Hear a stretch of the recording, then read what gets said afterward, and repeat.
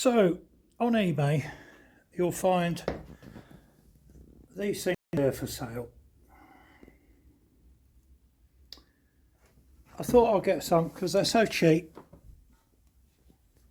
and I have found that they are a bit flimsy. I mean, that's quite firm there, but if you only just use a nut to let's get a bit of light on that one, there we go. If you just use the nut itself on here, the whole thing's like flexes a little bit, so you want it nice and firm because you need a precise measurement from here and the other end, and of course across the vehicle the other side you can just see it there.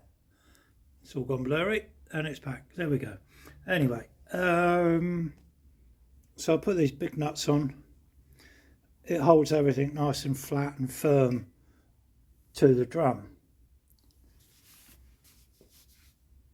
I mean, you might have a car that's got disc brakes or whatever, but it's got to go on your studs regardless. So we've got one on one side, one on the other, and this being a Series 3 Land Rover, I needed about 1/8 of an inch difference, or 2.4mm maximum, which is about 1/8 of an inch roughly.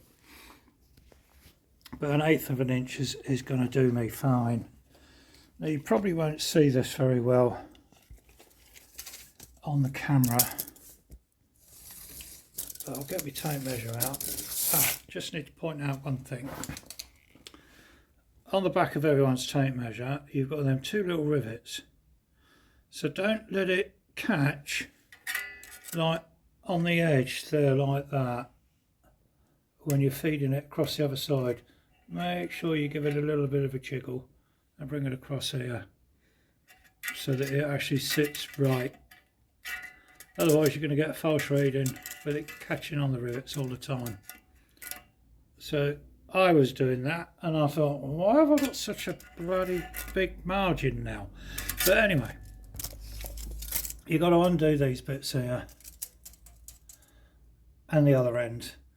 Now one's opposite thread, left hand thread, right hand thread, so that when you turn the whole bar here one way, it pulls it in, you turn it the other way and it pushes it out. So get both nuts loose on either end, otherwise you're going to struggle turning the whole thing. So we'll put the tape on.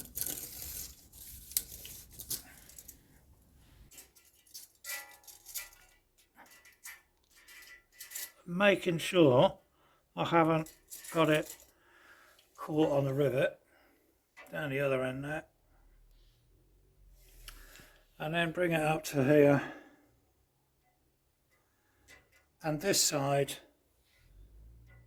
the tape's a bit crappy, there's a bit of yellow missing off it, a little bit of a job to read on the camera, but take my word for it, it's actually 55 inches and 5/8. Probably see it better like that. Yeah, that's 55 inches and 5/8. So I'll get it off the other end.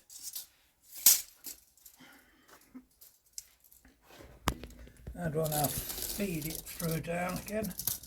This would of course be a lot easier if you got two of you, because the other one could move the tape, hold the tape the other end, and then you got less chance of catching it on the rivets.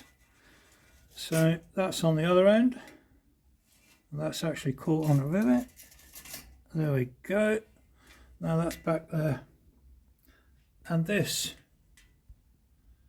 a little bit too dark and out of focus. See if we can get it into focus, come on. Oh, they're rubbish, these camera phones. Phone cameras or whatever you want to call them. But anyway, that is 55 3/4 there. Or if you want to call it 6/8. So we've got 5/8 on the front, 55 and 5/8 on the front, and 55 and 6/8 on the back, which is giving it a toe in of 1/8,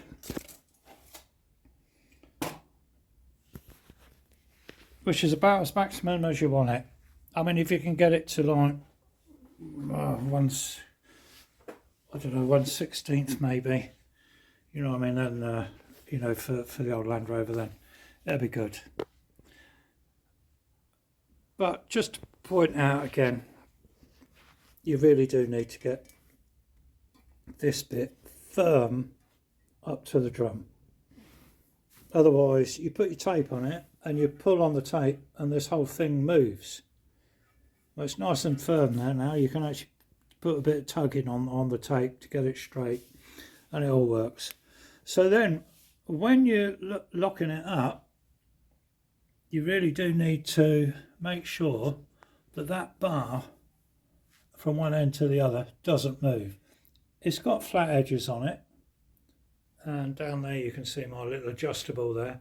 So I use that on the bar itself, and then I use that rusty old locking nut thing there for the nut itself. So when you lock this up, make sure that bar doesn't turn around, because the more that turns, more it alters your tracking out.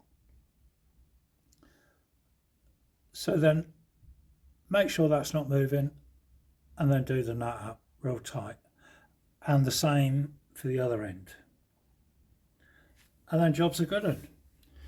I'm going to take all this apart now, put the wheels back on. Hopefully now my steering won't be pulling to the left all the time and wearing my tyres out. Over there, I mean, they're still quite good, but they were wearing on one edge and I've moved them around, but I've never actually set the tracking properly.